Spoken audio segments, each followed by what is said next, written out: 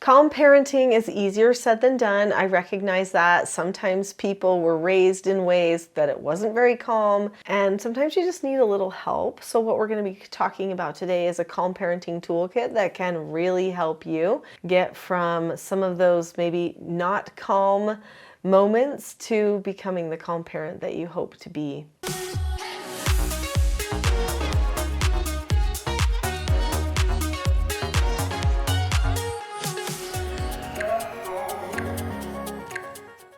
For many years, I taught treatment foster children in my home. I was a therapeutic foster care parent. I also raised 4 children of my own, and I'm also a grandma, actually, right now, of 6 grandchildren, and all of them very strong-willed people, which can sometimes be a challenge because those strong-willed people, they will push and push. They want things to be their idea. They need to get their own buy-in before they ever have a behavioral change, and so sometimes that's inconvenient. It takes more time, it takes more training, more practice time, but it also takes a lot of consistency in our parenting. And, let's just be honest, life is busy, we're moving pretty quick, and sometimes when that busyness ramps up, we forget to be consistent. And when we're not consistent, then what happens in our parenting is sometimes we're correcting some behavior that we're not correcting other times, which means they keep trying to get away with it. And without that consistency and them trying to now work the system and sometimes doing the negative behavior and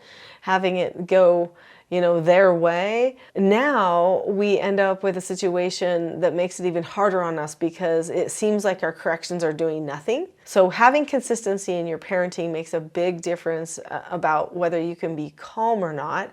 As one key thing that we want to have in our toolkit is consistency for sure. So what I'd like to explain to you today are some key tools that you can utilize to help in your calm parenting. And then at the end of this video, I have a free gift for you that I think you're really going to enjoy.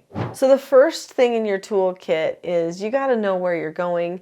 As a family, you need to understand, you need to prepare the family with a picture of where they're headed as a group. In our family, we actually created what we called our 20-year vision. Now, if your family's a little older, you may want to do a 10-year vision or a 5-year vision. So having everyone have a plan of where they're headed as a group really makes a difference. It keeps everyone focused and knowing when things absolutely do need to be changed. I think sometimes we just carry on and we put up with the same negative behaviors again and again. We don't correct them because we think, well, this is part of regular life. Isn't everyone dealing with this? But if it doesn't feel right to you, if it seems like this can't be a healthy relationship, then that's usually a sign that you need to fix it. And part of being consistent in your parenting is also making sure that you fix things. So first, you have a plan where you're going. This lets you know when things need to be fixed. Second, have consistency in your parenting. That consistency tool, that tone of consistency will end up making a huge difference in the learning process. Some of those really strong-willed ones need that consistency before they ever finally choose to obey and do the right thing. They have to see the proof of it.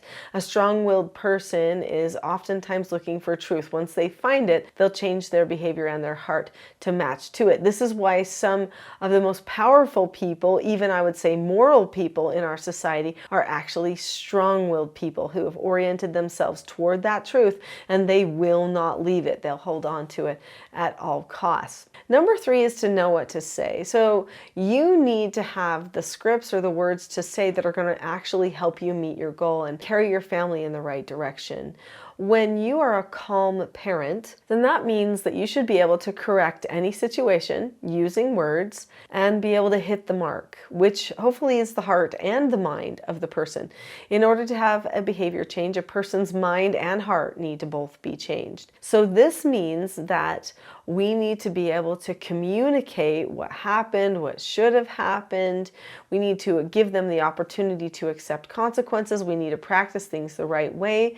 We need to do what I call an effective correction. So effective corrections have like 7 steps to them, and they actually feel quite positive, even though you are helping them earn a negative consequence, take responsibility for themselves, and get the feedback that they need in order to change those behaviors. When a person is corrected with an effective correction, you don't start out by asking them questions, you don't start out by emotionally reacting to the decision.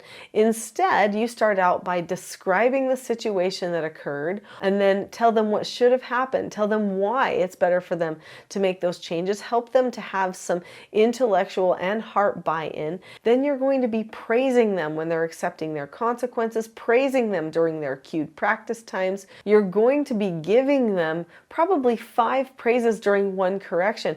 That doesn't mean they're still not going to do that negative consequence though, and have to learn things the right way.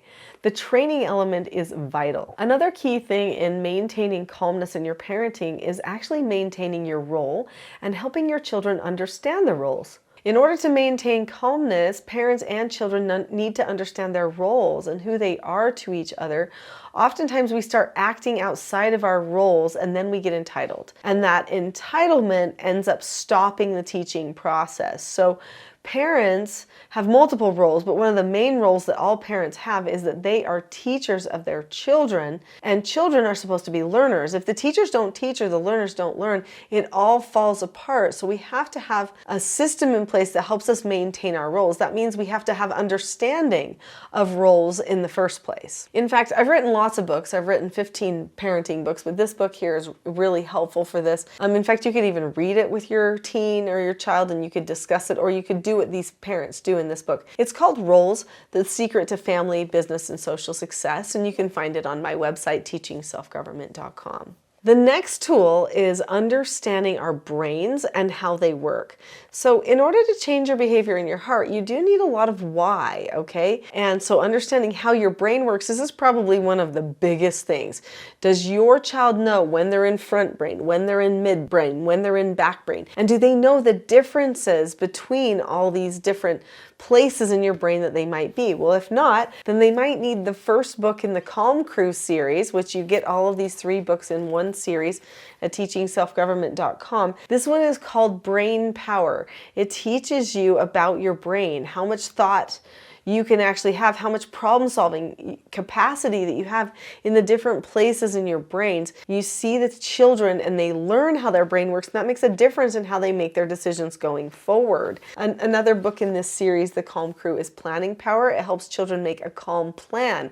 That's going to be another tool that we need. We need our own calm plan. They need their calm plan.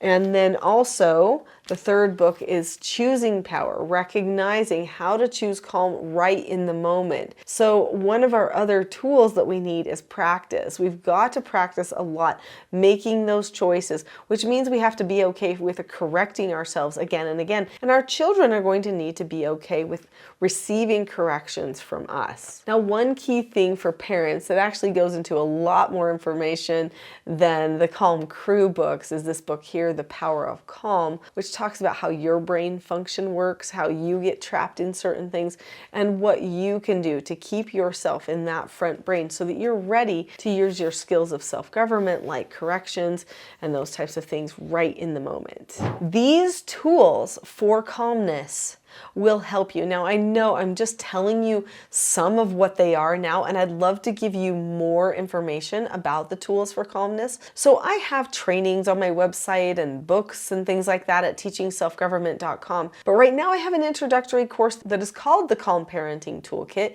You can get it for free. It will go into detail about 10 tools for calmness that you can start using today, and it will prepare you to better be able to use those skills and principles of self-government for yourself and to help your children learn them too.